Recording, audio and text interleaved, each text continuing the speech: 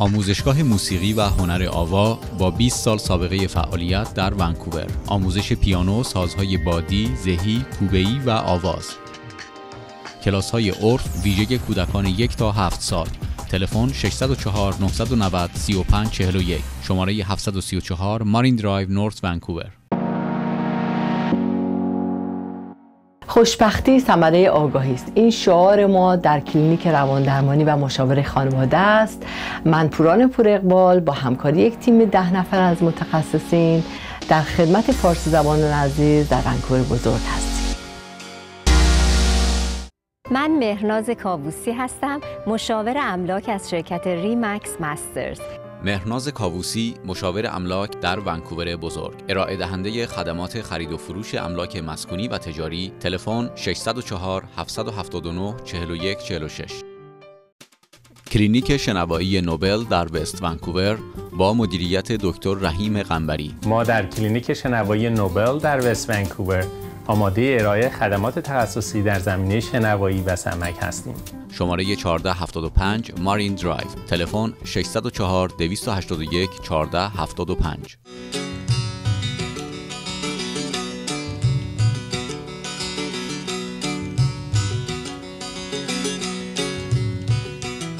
سلام. به یک قسمت دیگه از مجله تلویزیونی آریا خوش آمدید. من صبا هستم و ما هر هفته با این برنامه از ونکوور کانادا با شما هستیم.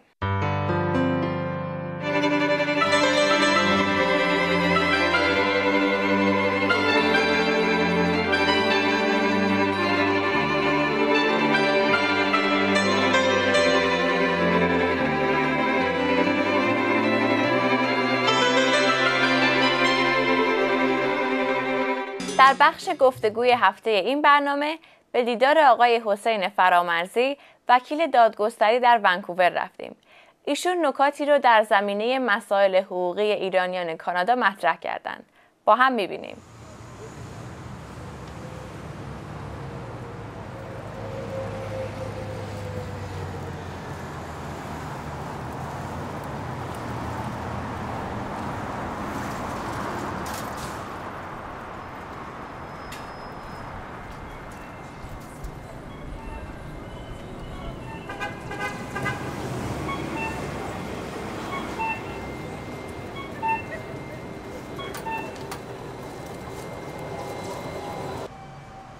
من رشته مهندسی پزشکی و همون بایومدیکال انجینیرینگ رو توی ایران خوندم و بعد از اینکه چند سال تو این زمینه فعالیت کردم برای ادامه تحصیلات در سال 2004 تقریبا وارد کشور کانادا شدم.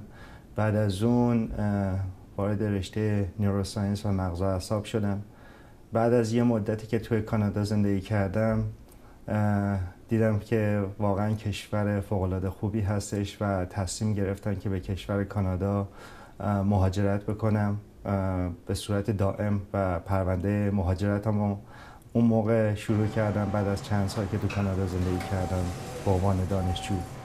و بعد از پایان تحصیلاتم تو زمینه مغز و اعصاب نیوروساینس شیفته رشته حقوق شدم.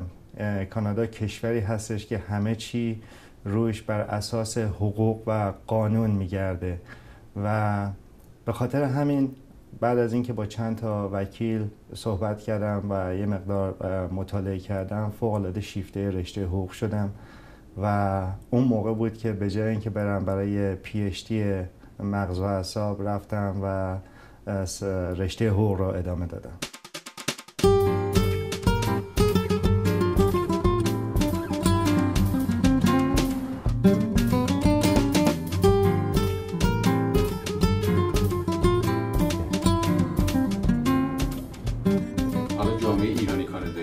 چه جور مسائل حقوقی روبرو هستن؟ شما با چه جور پرونده‌ای روبرو میشین اینجا؟ تقریباً با همه جور پرونده‌ای روبرو شدم. مشکلی که جامعه ایرانی توی کانادا داره و همینطور ونکوور این هستش که متاسفانه جامعه ایرانی حق و حقوق خودش رو نمیدونه. حتی زمانی هستش که فردی به صورت ناعادلانه از کار اخراج شده نمیدونه که حق و حقوقی داره.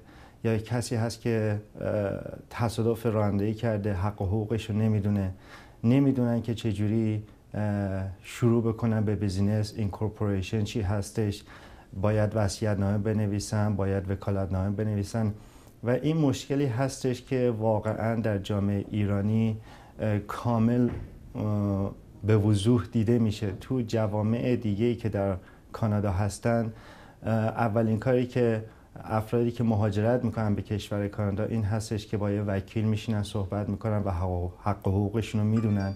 متاسفانه جامعه ایرانی به هر دلیلی دوست نداره یا نتونسته اونقدر که باید شاید وارد این هیته بشه و حقوق خودشو بدونه و خودشو با مسائل حقوقی کشور کانادا آشنا بکنه.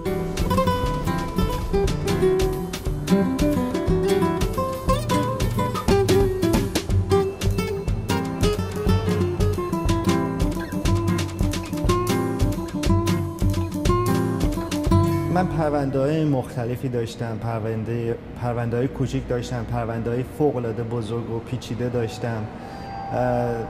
یکی از پرونده‌هایی که فوق‌العاده جالب بودش و من بسیار خوشحال شدم که این پرونده رو گرفتم. پرونده‌ای هست به اسم کاکاولاکس ورسس بوتساکس.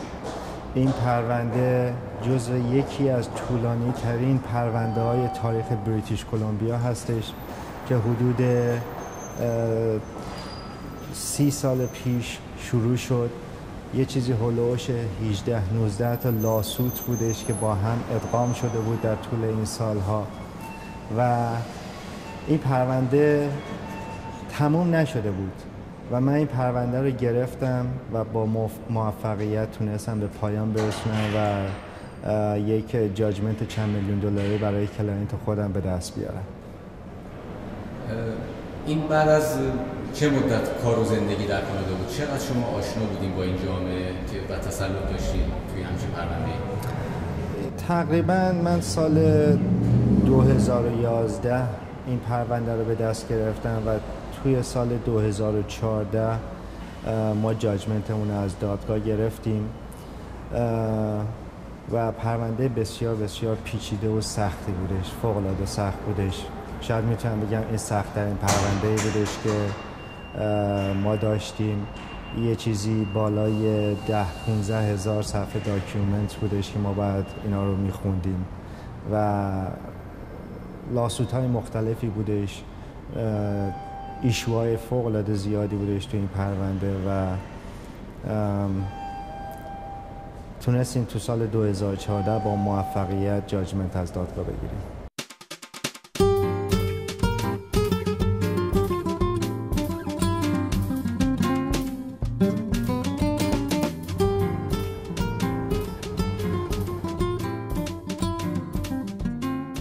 مردم کانادا مردم بسیار خوبی هستند. کشوری هست، کشوری چند فرهنگی که واقعا مردم کانادا فرقی برایشون نمیکنه تو از کدوم کشور اومدی، همه رو با یه چشم نگاه میکنن و برای همه، چه خود کانادایی‌ها چه غیر کانادایی‌ها، موقعیت وجود داره برای پیشرفت و کشوری هست که اگر بخوای پیشرفت بکنی پیشرفت خواهی کرد.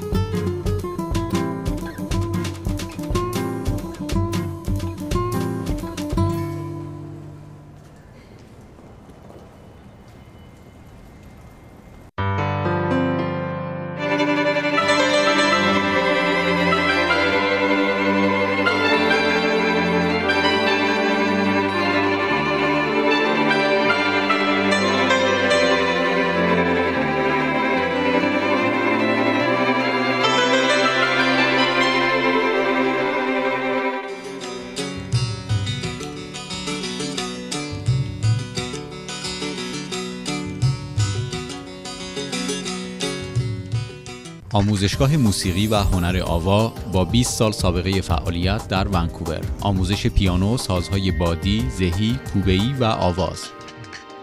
کلاس‌های عرف ویژه کودکان 1 تا 7 سال. تلفن 604 990 3541. شماره 734 مارین درایو، نورث ونکوور.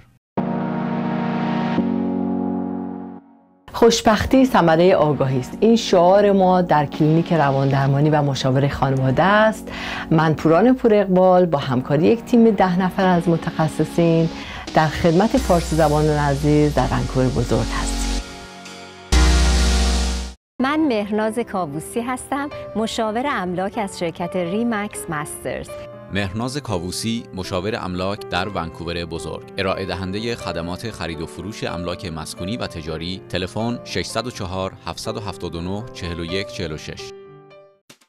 کلینیک شنوایی نوبل در وست ونکوور با مدیریت دکتر رحیم قنبری. ما در کلینیک شنوایی نوبل در وست ونکوور آماده ارائه خدمات تخصصی در زمینه شنوایی و سمک هستیم. شماره 1475 مارین درایو. تلفن 604 281 1475.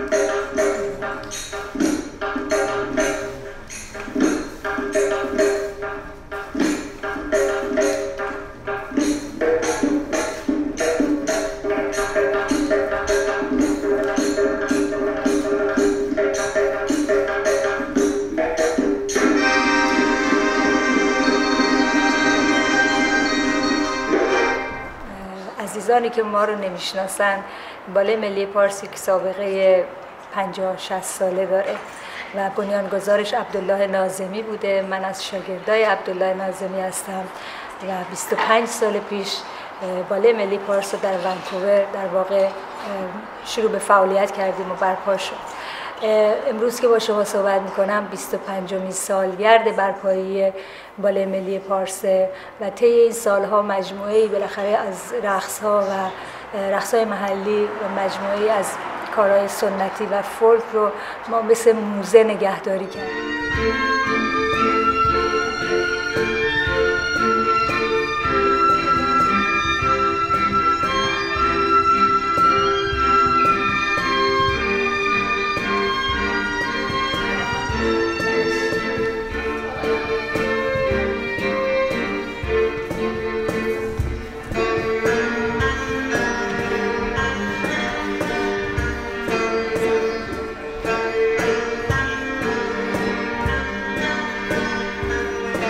برای این برنامه میتونید بگید که چه نوع رقصایی رو در نظر گرفتید؟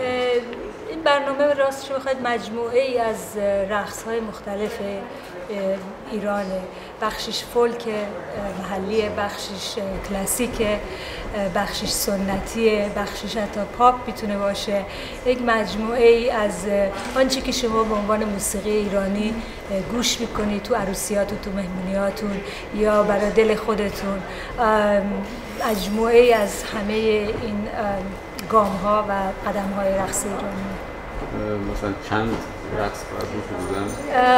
الان نمیتونم به خاطر نمیارم که چند تا تیکه میتونه باشه، ولی مجموعه ای از شمال ایران میرقصیم تا جنوب ایران، غرب ایران. میگم یک کارایی هست که اصلا متعلق به منطقه خاصی نیست، ولی هر کی گوش میکنه و یا هر کی لباسا رو میبینه خیلی به سرعت باهاش نزدیکی و یک یک کانکشنی برقرار میشه، یه ارتباطی برقرار میکنه، مثل موسیقی ها، مثل نقاشی مینیاتور، وابسته به محل خاصی نیست ولی همه میدونن این مینیاتور ایرانیه. Look, fabulous. All your friends are going to see this. Looks beautiful, ladies. Here we go. Good faces. Better faces. Very happy.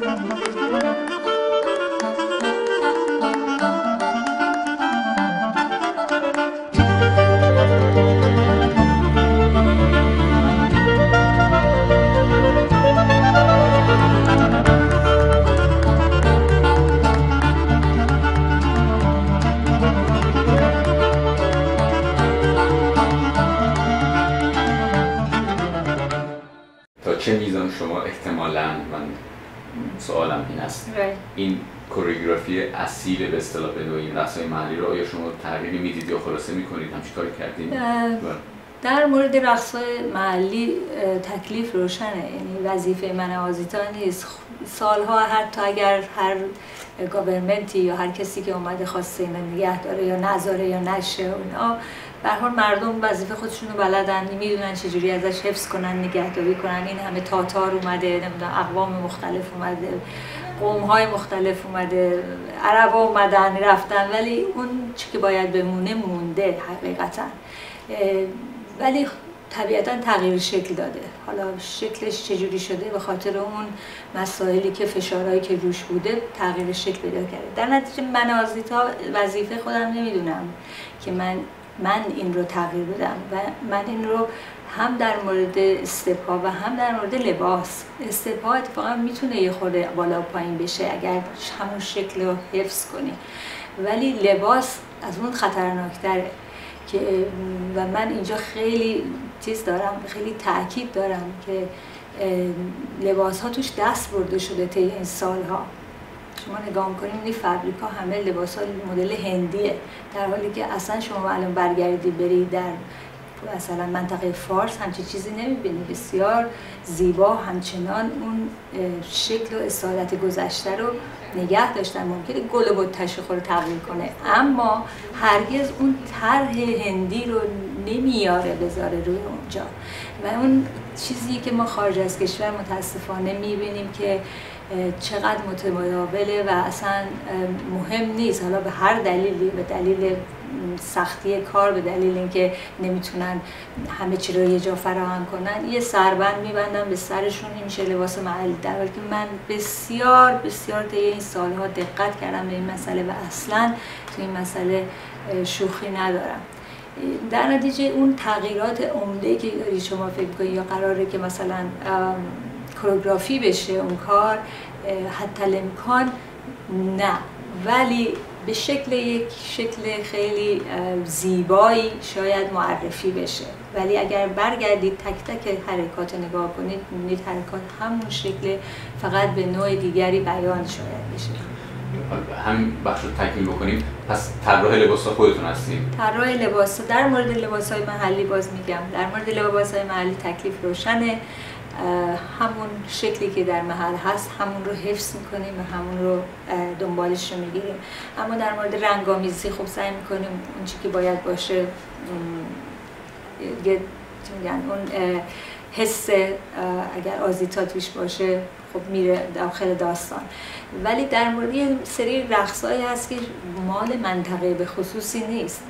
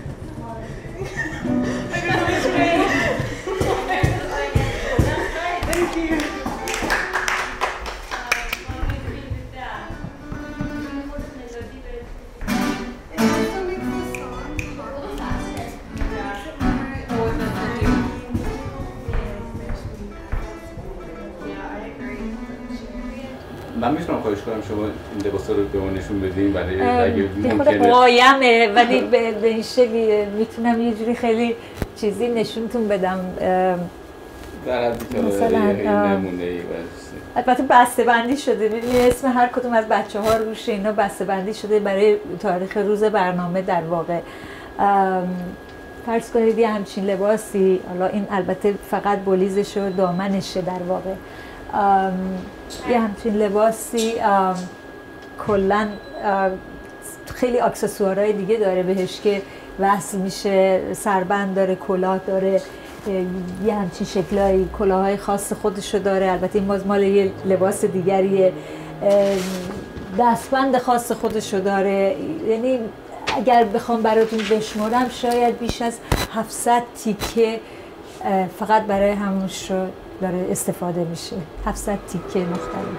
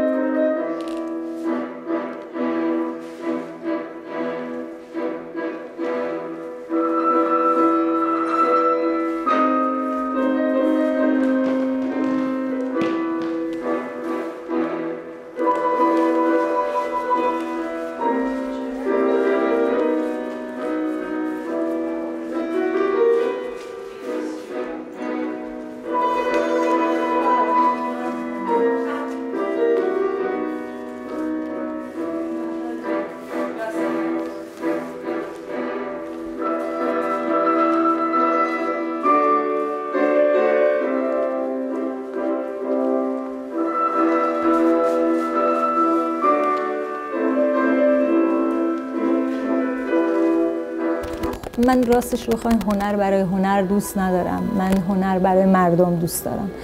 در نتیجه خیلی برام مهمه که نمیگم قضاوت مردم، ولی دوست دارم این کانکشن و این ارتباط من با مردم از این طریق با هم دیگه باند بشه و همون آخر داستان همون محبته، همون عشقه و همون دوستیه. به نظر من کار زیاد انجام میشه. فرض کنید خیلی نقاشی میکشن، خیلی شعر میگن، همه کار تو زمینه هنر انجام میشه، ولی امروز دیگه نقاشی که حتی یه کوه و دریا بکشی دیگه معنی نداره. مردم دنبال کلا سوسایتی دنبال یک پیامه، میخواد یه پیامی بشنوه، یه پیامی ببینه و اگر تو کار من دنبال اون پیام هستید من چیزی جز عشق ندارم بگم.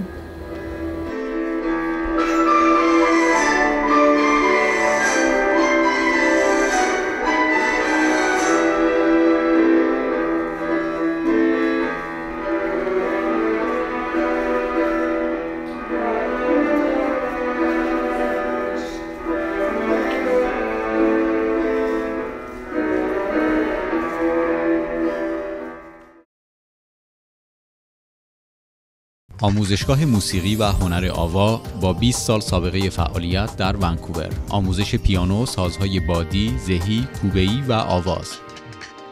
کلاس‌های عرف ویژه کودکان 1 تا 7 سال. تلفن 604 990 3541. شماره 734 مارین درایو نورث ونکوور. خوشبختی ثمره آگاهی است. این شعار ما در کلینیک رواندرمانی و مشاور خانواده است. من پوران پوراقبال با همکاری یک تیم 10 نفر از متخصصین در خدمت فارسی زبانان عزیز در ونکوور بزرگ هستیم.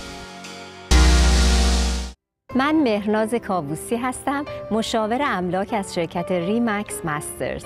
مهرناز کاووسی، مشاور املاک در ونکوور بزرگ، ارائه دهنده خدمات خرید و فروش املاک مسکونی و تجاری. تلفن 604 779 4146. کلینیک شنوایی نوبل در وست ونکوور با مدیریت دکتر رحیم قنبری. ما در کلینیک شنوایی نوبل در وست ونکوور آماده ارائه خدمات تخصصی در زمینه شنوایی و سمک هستیم. شماره 1475 مارین درایو، تلفن 604 281 1475.